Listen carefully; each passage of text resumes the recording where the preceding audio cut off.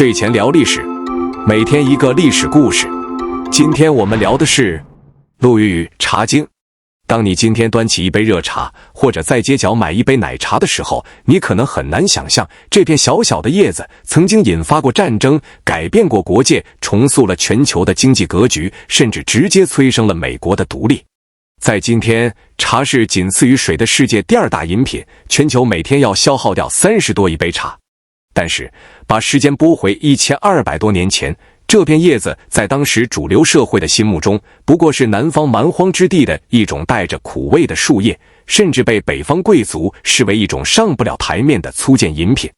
那么，究竟发生了什么，让这片南方的树叶完成了华丽的逆袭，不仅征服了挑剔的北方贵族，甚至最终走向世界，改变了人类贸易史？这一切的转折点都系于大唐盛世中的一个气儿，以及他写下的一本只有7000多字的小册子。这个人叫陆羽，这本书叫《茶经》。今天我们就来深度还原这段波澜壮阔的茶史，看看陆羽究竟是如何用一生完成这场降维打击的。要理解陆羽的伟大，我们必须先来看看在陆羽出现之前的中国人们是怎么喝茶的。现在的我们喝茶讲究的是清饮，也就是只用热水冲泡茶叶，品尝它本来的香气。但在唐代之前，古人喝茶的方式在今天看来绝对堪称黑暗料理。中国是茶的故乡，传说神农尝百草，日遇72毒，得荼而解之。这里的荼就是茶的古称。在汉代和魏晋南北朝时期，茶主要有2个用途，一是作为药材，用来提神醒脑、清热解毒；二是作为蔬菜，用来做汤。没错，古人是把茶叶当菜吃的。到了唐代初期，虽然人们开始把茶当成一种日常饮品，但喝法依然非常狂野。他们会把茶叶采摘下来，捣碎做成茶饼。喝的时候，把茶饼烤一烤，掰碎扔进锅里煮。这还不算完，为了调味，他们还往锅里疯狂地加各种佐料，葱、姜、蒜、橘皮、花椒、大枣、薄荷，甚至还会加盐和酥油。你可以想象一下那个味道，那哪里是在喝茶，简直就是在熬一锅浓郁的胡辣汤。这种被陆羽后来痛批为沟渠间汽水，也就是像地沟水一样的煮茶法，在当时却非常流行。但是这种流行仅仅局限于南方。为什么呢？这就涉及到了当时中国南北方的文化鄙视链。唐代初期的统治阶层带有很浓重的北方游牧民族色彩，也就是所谓的胡风。李唐皇室本身就具有鲜卑血统，当时的北方贵族们崇尚的是大口吃肉、大碗喝酒，或者是喝羊奶、马奶。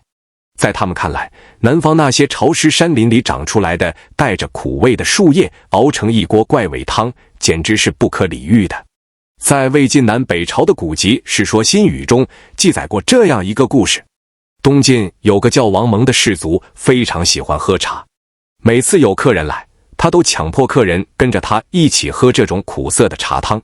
当时的北方士族们对去王蒙家做客深感恐惧，甚至把去他家喝茶戏称为遭受水厄，也就是水灾的意思。这足以看出北方主流社会对茶的抗拒。茶在当时就面临着这样一个尴尬的境地：在南方，它是一种加满佐料的粗放农家汤；在北方，它是被贵族嫌弃的苦水。直到陆羽的出现，茶的命运才被彻底改写。陆羽的身世可以说是自带传奇色彩，甚至带着一种浓烈的悲剧底色。公元733年，也就是唐玄宗开元21年，在富州晋陵，也就是今天的湖北天门，一个深秋的清晨，龙盖寺的智禅师在西湖的岸边散步，突然听到了一阵微弱的啼哭声。他循着声音找去，在一群大雁的羽翼掩护下，发现了一个被遗弃的婴儿。这个婴儿长得很丑，还有些结巴，但智禅师慈悲为怀，将他抱回了寺庙抚养。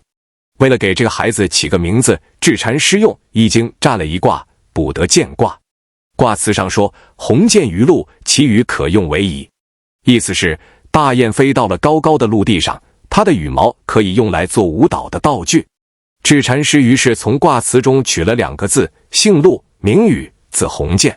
这个充满了诗意和禅意的名字，仿佛预示了这个弃儿一生高洁而漂泊的命运。在寺庙里长大的陆羽，从小就和茶结下了不解之缘。佛教讲究坐禅，坐禅最怕的就是打瞌睡，而茶具有提神的功效，因此寺庙里的僧人们都有饮茶的习惯。智禅师不仅是一位得道高僧，也是一位品茶的高手。年幼的陆羽在寺庙里负责煮茶，每天看着炉火，听着水沸腾的声音，茶的清香早已浸透了他的灵魂。但是陆羽骨子里并不是一个循规蹈矩的僧人。智禅师希望他剃度出家，诵读佛经，但陆羽却对儒家的经典和世俗的文学产生了浓厚的兴趣。他曾反问智禅师，世事的学说讲究斩断兄弟宗族的情感，这不符合儒家的孝道，我不想学。智禅师听了非常生气，罚他去扫地、清洁厕所、放牛。但即便是放牛，陆羽也常常用竹枝在牛背上练习写字。最终在12岁那年，陆羽做出了一个惊世骇俗的决定，他逃离了寺庙。一个没有背景、没有钱财、长得不好看还结巴的少年能去干什么呢？他跑去加入了一个戏班子，成了一名幽灵，也就是丑角演员。你很难想象，后来的茶圣曾经在舞台上插科打诨，逗人发笑。但是陆羽的才华是掩盖不住的，他不仅演戏，还自己写剧本，写了一部叫《血坛》的笑话集，竟然在当地小有名气。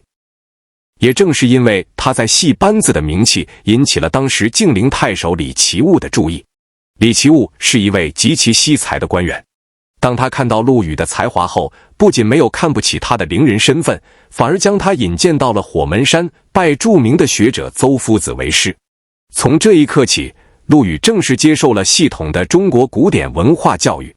从佛教的禅意到市井的烟火，再到儒家的经典，早年的这些丰富经历，为陆羽日后将茶从一种物质饮品升华为一种精神文化打下了极其深厚的基础。如果历史一直在和平的轨道上行驶，陆羽可能最终会成为一个地方上的著名文人。但是一场改变整个大唐国运，也彻底改变中国历史走向的巨大动荡爆发了，那就是公元755年的安史之乱。安史之乱不仅摧毁了盛唐的繁华，也引发了中国历史上最大规模的一次人口南迁。北方的士族、文人、官僚、百姓为了躲避战火，纷纷跨过长江，逃往相对安定的江南地区。陆羽也加入了这支庞大的难民队伍，一路颠沛流离，最终在江南的湖州调溪定居了下来。这不仅仅是地理位置的转移，更是一次极其深刻的文化碰撞。北方贵族失去了他们在长安和洛阳的豪华宅地，失去了大口吃肉大碗喝酒的张扬资本。在江南阴雨绵绵的气候里，在国破家亡的哀愁中，那种激昂奔放的胡风被压抑了，取而代之的是一种对内心平静的渴望，对精致、内敛、哀婉之美的追求。正是在这个历史的节点上，北方的权贵和文人们开始大量接触到了江南的特产茶。但是刚才我们说过，当时的茶还是加满葱姜蒜的浓汤，这怎么能符合这些落难贵族们对于高雅的追求呢？时代在呼唤一种新的生活方式，呼唤一种能够安抚创伤心灵的文化载体。而陆羽早已在此刻做好了准备。隐居在湖州的陆羽其实并没有闲着，他谢绝了做官的机会，把所有的精力都投入到了一项前无古人的伟大工程中，为茶立传。为了考察茶的生长环境，陆羽穿梭在巴山蜀水、荆楚大地和江南水乡之间。他经常穿着粗布衣服，脚蹬草鞋，独自一人走进深山老林。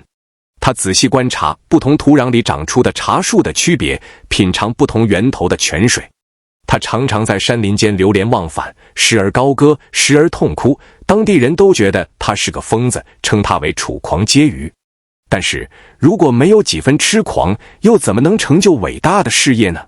在考察了大量的茶叶产区，总结了前人的经验，并融入了自己深厚的文学修养和哲学思想后，大约在公元780年前后，陆羽写就了人类历史上第一部关于茶的百科全书《茶经》。《茶经》的字数并不多，分为3卷10章，大约7000多字。但这7000多字字字珠玑，它不仅涵盖了茶的历史、植物学特征、种植方法、采摘工具、加工工艺，更重要的是，它创造了一整套极具仪式感的饮茶美学。陆羽在《茶经》中完成了对茶的3次伟大升华。第一次升华是纯洁化。陆羽在《茶经》里毫不客气地批评了那种加葱、姜、蒜、橘皮的煮茶法。他大声疾呼，茶有自己的真香，必须要清饮。他规定，煮茶的时候只能加少许的盐来调和味道，绝对不能加任何破坏茶叶本味的佐料。这一举动彻底剥离了茶作为菜汤的低级属性，将其还原为一种高雅、纯粹的饮品。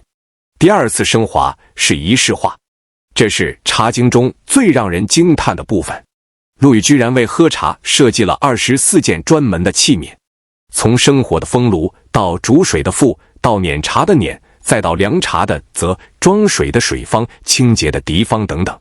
他不仅规定了这些器皿的形状、材质，甚至还在风炉上铸造了易经的卦象，刻上了坎上巽下、离于中、体均五行去百极的铭文。这哪里是在喝茶，这分明是在进行一场庄严的哲学推演。陆羽将中国古代的金、木、水、火、土五行学说完美地融入到了煮茶的过程中。生火是火，茶鼎是金，沸水是水，木炭是木，煮茶的过程就是5行相生相克，最终达到和谐统一的过程。通过这套极其繁琐、精致的仪式，陆羽告诉世人，喝茶不是为了解渴，而是一种修身养性的神圣行为。第3次升华是精神化。陆羽对煮茶的水和火有着近乎苛刻的要求。他提出，煮茶的水，山水上，江水中，井水下。也就是说，流动的山泉水最好，大江大河的水次之，死水井里的水最差。他对水烧开的程度也有极其绝妙的形容，水刚刚烧开，水底冒出像鱼眼一样的小气泡，发出微微的声响，这叫一沸。当水边缘的泡泡像泉眼一样连珠涌出时，叫2沸；当水面波浪翻腾时，叫3沸。陆羽指出，只有在2沸的时候放入茶末，煮出的茶汤才最完美。如果到了3沸，水就老了，不能再用来泡茶了。你看，这种对细节的极致追求，这种在细微变化中体会天地宇宙之理的审美境界，正是那些经历了安史之乱、内心充满创伤和迷茫的士大夫们最需要的精神慰藉。《茶经》一经问世，立刻在大唐帝国引起了轰动。这就好比在今天突然有一本极其权威、极其有品位的指南，告诉你什么是最高级的生活方式。《茶经》不仅提供了一套可操作的技术手册，更赋予了茶一种高贵的灵魂。最先被征服的就是那些南迁的北方贵族和文人集团。陆羽在湖州的时候，结识了一大批顶级的文化圈大佬，其中最著名的就是书法家颜真卿。颜真卿当时被贬到湖州做刺史，他非常欣赏陆羽。颜真卿的刺史府实际上成了当时江南最高级别的文化沙龙，而陆羽就是这个沙龙里最核心的茶道大师。通过这些顶级文人的推波助澜，按照《茶经》的方法煎茶，迅速成为上流社会最时髦的活动。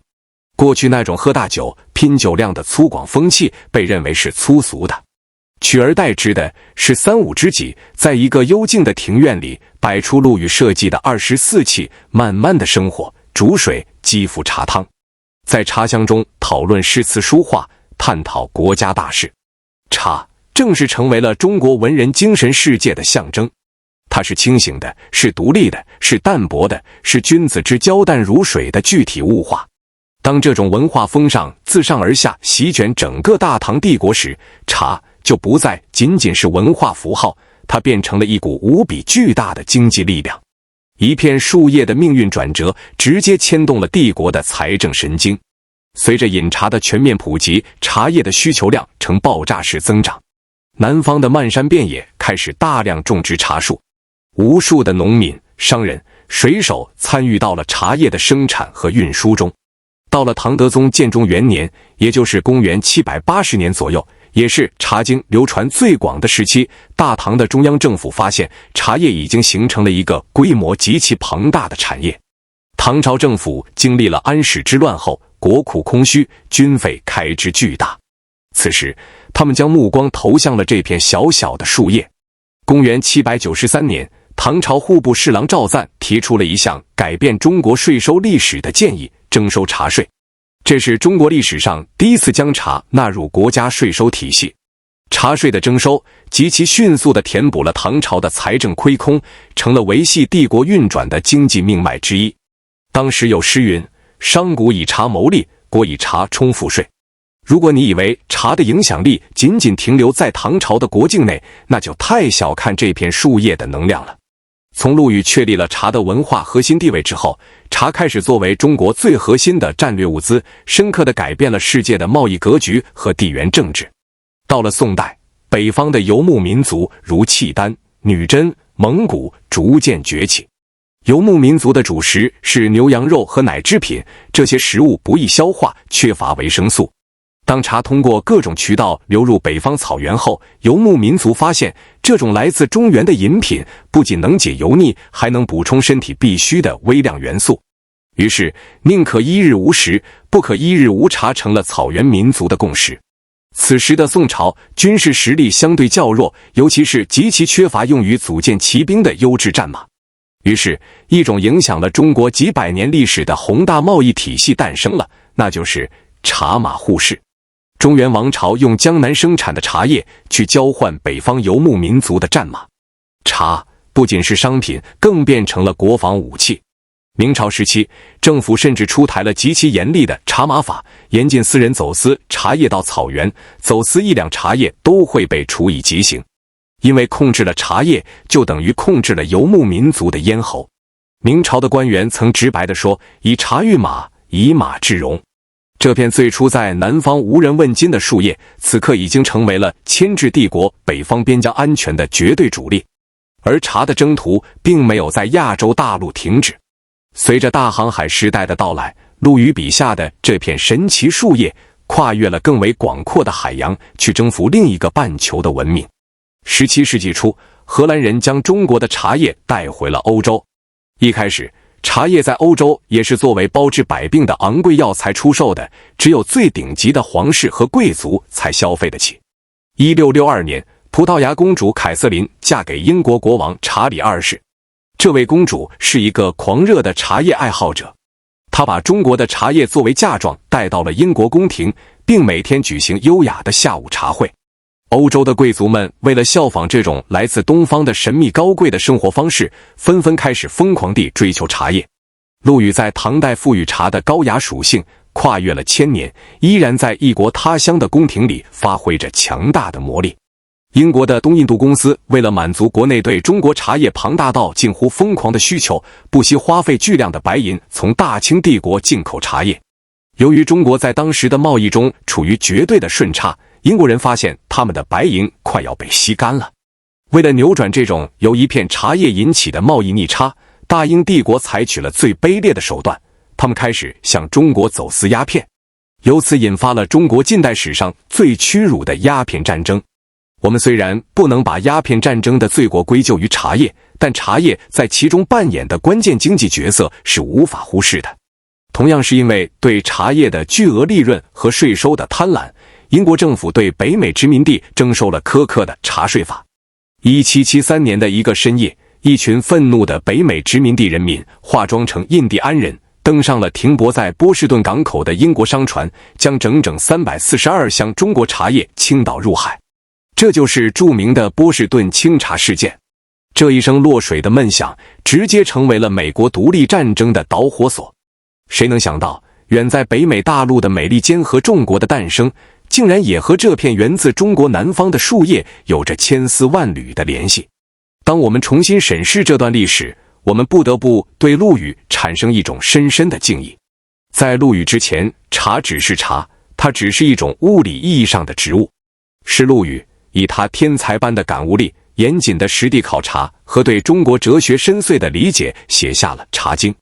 他不仅教会了人们如何种茶、制茶、煮茶，更重要的是，他把道德、审美、礼仪注入了这片树叶之中。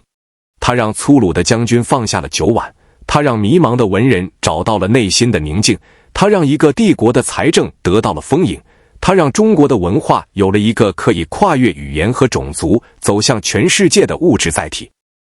英国著名的学者艾伦·麦克法兰在他的著作《绿色黄金：茶叶帝国》中曾经说过，没有茶叶就没有大英帝国，也没有我们今天所知的现代世界。而这一切伟大征程的起点都源于公元8世纪的那个大唐，那个曾经在寺庙里放牛，在戏班子里逗笑，最终在太湖之滨的茅草屋里奋笔疾书的孤儿。陆羽一生没有做过大官，他没有指挥过千军万马，也没有留下像李白、杜甫那样传唱千古的诗篇，但他用一生熬制的一杯清茶，却拥有了比金戈铁马更持久的力量。历经千年，依然在全世界每个角落的杯盏中散发着经久不息的幽香。一片树叶可以是一滴苦水，也可以是一个世界。改变世界的永远不是树叶本身，而是赋予树叶意义的人。感谢观看本期时光 Glimmers。如果你也想拾起这段历史的碎片，请在评论区告诉我。我是每天一个历史故事，我们下期见。